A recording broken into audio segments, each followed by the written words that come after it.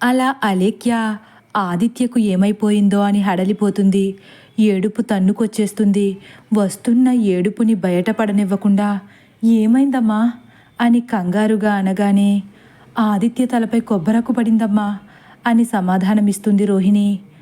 అవునా, గట్టిగా తగిలిందా అని హడలిపోతూ కొంచెం ముందుకు అడుగేస్తుంది. అలేఖ్య మాటల్లో కంగారు అందరితో పాటు ఆదిత్యకు కూడా అర్థమవుతుంది. పైకి బాధగా నటిస్తున్న అలేఖ్యకు లోపల తనపై ఎంత ప్రేమ ఉందో ఆదిత్యకు అర్థమైంది. తనని అన్ని మాటలన్నా కూడా ఇంకా తన గురించే అంతలా హడలిపోవడం చూసి ఆదిత్య కూడా చాలా బాధపడతాడు. ఆదిత్య తర్వాత ఏం జరగబోతుందో అనుకుంటుండగా, ఆదిత్య చెయ్యి తీయి, దెబ్బ ఎక్కడ తగిలిందో చూస్తాం అంటారు పరశురాం. చెయ్యి తీస్తే తన బండారం ఎక్కడ బయటపడిపోతుందో, అలేఖ్య మళ్ళీ లోపలికి వెళ్ళిపోతుందేమో అన్న భయంతో ఆదిత్య తీయాలా వద్దా అన్నట్లు ఆలోచిస్తున్నాడు. నిన్నే ఆదిత్య, చెయ్యి తీయి, చిన్న దెబ్బో పెద్ద దెబ్బో అలేఖ్య చూసి చెప్తుంది అని పరంధామయ్య మళ్ళీ అనగానే, అవును బాబు, అలేఖ్య చెక్ చేస్తుంది, ఒకసారి చెయ్యి తీయండి, ఏమైందో ఏంటో, ఈ చీకట్లో ఎందుకు, ఆ అబ్బాయిని లోపలికి తీసుకువెళ్దాం అని రోహిణి భయపడిపోతుంటే అలేఖ్య కూడా వెంటనే, అవును నాన్న, దెబ్బ గట్టిగా తగిలిందో చిన్నగా తగిలిందో చెక్ చేస్తాను అని గబగబా హాల్లోకి పరిగెడుతుంది. ఆదిత్య కంగారు పడకు, డాక్టరమ్మ ఇక్కడే ఉండగా భయమెందుకు మనకు, పద అని పరంధామయ్య ఆదిత్యను లోపలికి తీసుకుని నడుస్తున్నారు. అలేఖ్య తన కోసం అంతలా గాబరా పడిపోవడం అన్నీ గమనిస్తున్న ఆదిత్య తనలో తానే మురిసిపోతున్నాడు. కనీసం అలేఖ్య ఇప్పుడైనా తనతో మాట్లాడుతుందేమోనన్న ఆశతో లోపలికి అడుగేస్తున్నాడు. ఇంతలో అలేఖ్య గబగబా హాల్లోకి వెళ్ళి ఒక కుర్చీని వేగంగా లైట్ కిందకు లాగేసి, తొందరగా తీసుకురండి నాన్న, ఇక్కడ కూర్చోపెట్టండి అని ఏడుస్తూ చెబుతుంది. అలేఖ్య తీరుకు ఒక్కసారి పరశురాం అనుమానంగా అలేఖ్య వైపు చూస్తారు. ఆదిత్యపై అలేఖ్య చూపిస్తున్న కోపమంతా పైపై నాటకమని, లోపల ఆదిత్యపై ఇంకా ప్రేమ అలానే ఉందని పరశురాంకి కూడా ఈ సంఘటనతో సునాయాసంగా అర్థమైపోయింది. అలేఖ్య, నువ్వేనా ఏడుస్తున్నది? మీ ఆయనకేం కాదులేమ్మా, చూసావుగా ఎంత దిట్టంగా ఉన్నాడో, తొక్కలోది ఆ ఎండుటాకుకే ఇంతలా జడిసిపోతున్నారేంటిద్దరూ అంటూ పరంధామయ్య అలేఖ్యలో భయాన్ని పోగొట్టడానికి చూస్తారు. ఇంతలో పరశురాం, ఆదిత్య ఇక్కడ కూర్చో అని చెప్పగానే ఆనందంతో ఉబ్బి తబ్బిబ్బైపోతూ ఆదిత్య కుర్చీలో కూర్చుంటాడు. అలేఖ్య మాత్రం వీళ్ళనేమీ పట్టించుకోకుండానే వెంటనే ఆదిత్య దగ్గరకు వచ్చేసి, నాన్నా, అంకుల్, అమ్మా, మీరందరూ కొంచెం పక్కకు తప్పుకోండి, ఏమైందో చూస్తాను అని ఆదిత్యకు అటు చేరువగా వెళ్ళి నుంచుంటుంది. అలేఖ్య ఒక్కసారే వాళ్లను పక్కకు జరిగిపోమని గంభీరంగా చెప్పేసరికి మళ్ళీ ముగ్గురు ఒకరి ముఖాలు ఒకరు చూసుకుని మరుక్షణమే అయోమయం నిండిన కళ్ళతో ఆదిత్య అలేఖ్యల వైపు చూస్తూ నిలబడిపోయారు. అలేఖ్య ఆదిత్యకు చేరువయ్యే కొలది ఆదిత్య గుండె సవ్వడి పెరిగిపోతుంది. అన్ని భావోద్వేగాలు ఒక్కసారే ఆదిత్య మనసుని గట్టిగా పట్టేసుకున్నట్లనిపిస్తుంది. అలేఖ్య ఒక్కసారే కంగారుగా ఆదిత్య తలపై అడ్డుగా పెట్టుకున్న చేతిని తాకబోతుంది.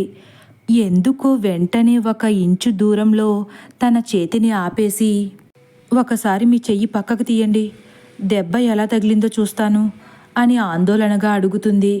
వెంటనే ఆదిత్య మనసులో, ఇప్పుడు కూడా నా చెయ్యి పట్టుకోకూడదన్న పంతం వదలవా, చూడు నీ చేత్తోనే నా చేతిని ఎలా పక్కకు తీయిస్తానో అనుకుంటూ, అబ్బా బాగా నొప్పిగా ఉందలేఖ్య, చెయ్యి తీయాలంటే భయమేస్తుంది అని చేతిని ఇంకాస్త గట్టిగా నొక్కి పెడతాడు.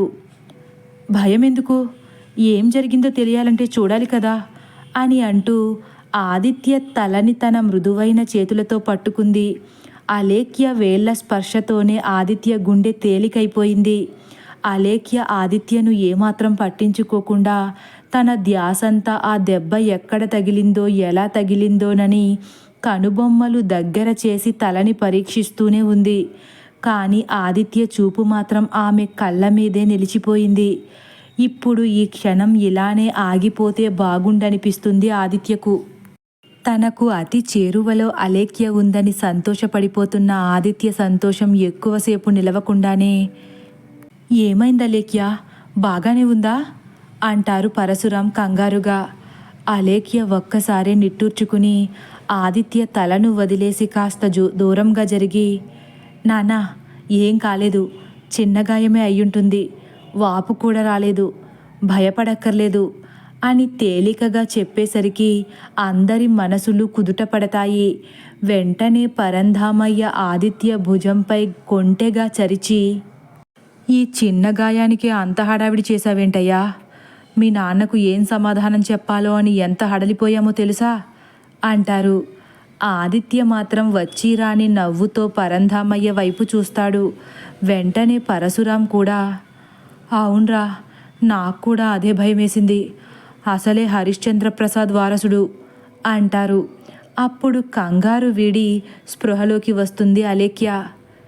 ఇదేంటి, కంగారులో ఎక్కువ చేసేసానా, అయినా ఈ వ్యక్తికి దెబ్బ తగిలితే నేనెందుకు ఇంతలా కంగారు పడిపోయాను, అమ్మో, ఇప్పుడు నాన్న అమ్మ నా గురించి ఏమనుకుంటున్నారో ఏంటో, పైకి ఆదిత్య అంటే ఇష్టం లేనట్లు నటిస్తున్నాననుకుంటున్నారా అని తనలో తానే అనుకుంటూ ఒక్కసారి ఆదిత్య వైపు చూస్తుంది. ఆదిత్య కూడా అలేఖ్య కళ్ళలోకి సూటిగా ప్రేమ నింపుకున్న కళ్ళతో చూస్తాడు. వెంటనే అలేఖ్య కనుబొమ్మలు చిట్లించేసి మూతి గట్టిగా బిగించేసి కళ్ళను వాళ్ళ అమ్మ వైపు తిప్పేస్తుంది. ఆదిత్య చిన్నగా నవ్వుకుంటాడు.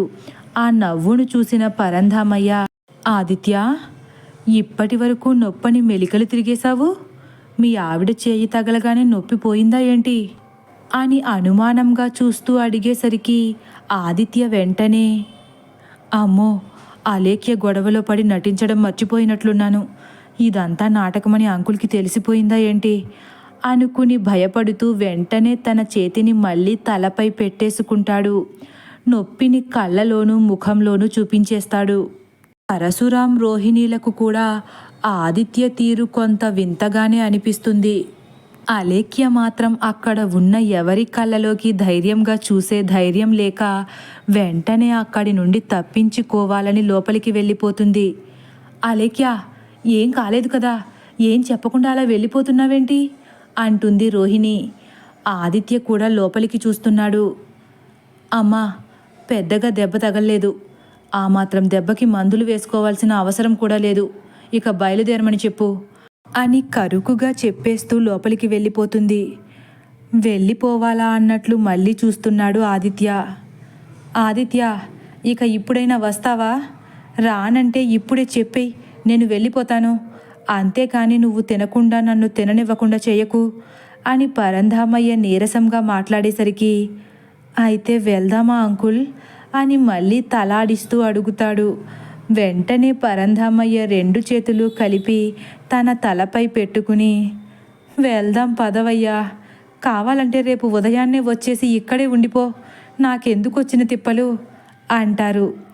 నెమ్మదిగా ఆదిత్య పైకి లేస్తూ, ఒకవేళ రాత్రి ఈ దెబ్బ బరువు చేస్తుందేమో అంకుల్, ఎందుకైనా మంచిది ఇక్కడే ఉండమంటారా అని అడుగుతాడు. ఒక్కసారే నోరెళ్ళబెడతారు పరంధామయ్య.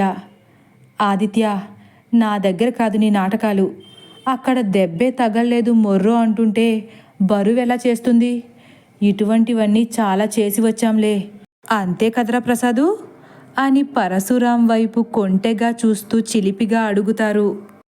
పరశురాంకి ఏం చెప్పాలో అర్థం కాని అయోమయ స్థితిలో, సరే ఇక బయలుదేరండి, నీకు ఆకలి వేస్తుందన్నావు కదా అంటారు.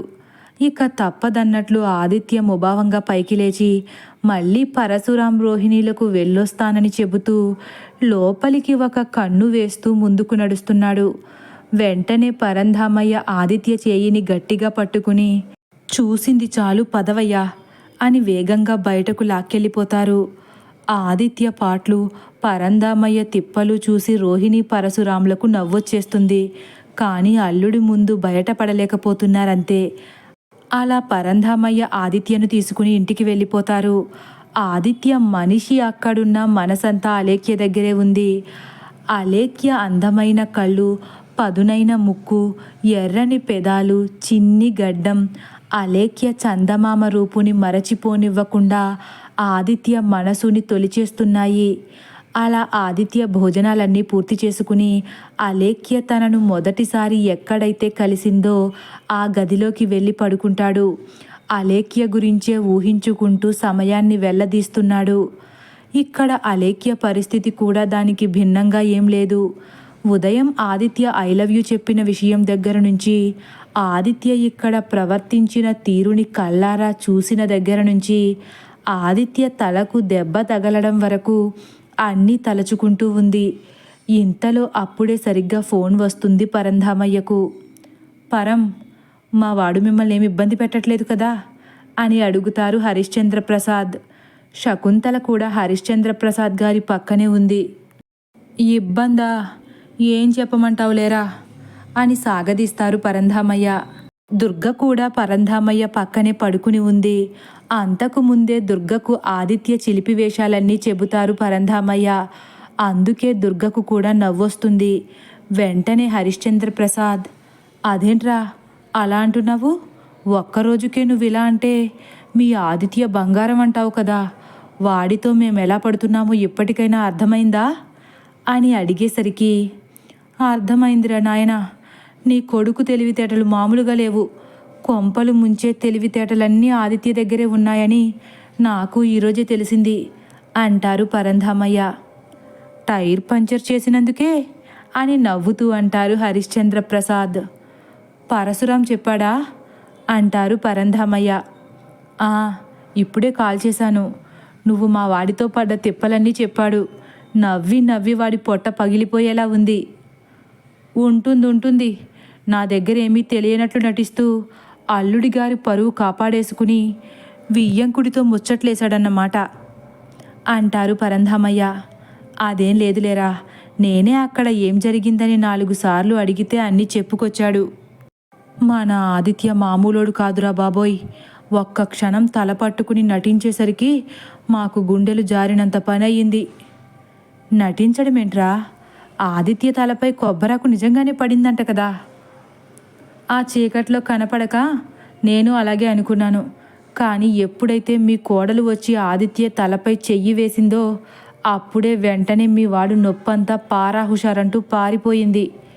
అప్పుడే నాకు డౌట్ వచ్చేసింది, ఆదిత్య వేసిన రెండో ప్లాన్కి నేను కూడా బలయ్యానని అని పరంధామయ్య చెప్పేసరికి, నిజంగా అది కూడా నాటకమేనంటావా అని ఆశ్చర్యంగా అడుగుతారు హరిశ్చంద్ర ప్రసాద్. నిజంగా నాటకమే. వాళ్ళ ఇల్లు దాటి ఇలా బయటకు వచ్చామో లేదో మళ్ళీ నొప్పన్న ఊసెత్తలేదు నీ కొడుకు. హాయిగా దర్జాగా కాలర్ ఎగరేస్తూ రాజసం ఉట్టిపడేలా తిరుగుతున్నాడు అంటారు పరంధామయ్య. ఎంతైనా నా కొడుకు కదరా అని గర్వంగా అంటారు హరిశ్చంద్ర ప్రసాద్. అఘోరించావులే, వాడి తెలివితేటల ముందు నీవి నావి ఒక మూలకి రావు. సరే, ఇంతకీ అలేఖ్య మా వాణ్ణి క్షమించినట్లేనా? ఇంచుమించు. ఆదిత్య నాటకం ఆడితే ఆడాడు, కానీ ఆ నాటకంతో మా అందరికీ అర్థమైంది ఏంటంటే అలేఖ్య మనసులో ఇంకా ఆదిత్య ఉన్నాడ్రా. పరంధామయ్య మాటతో హరిశ్చంద్ర ప్రసాద్, శకుంతల మనసులు తేలిక పడతాయి. ఎంత శుభవార్త చెప్పావురా, ఇప్పుడే నీ నోరు తీపి చెయ్యాలనుంది అని సంతోషంలో ఉబ్బి తబ్బిబ్బైపోతున్నారు హరిశ్చంద్ర ప్రసాద్.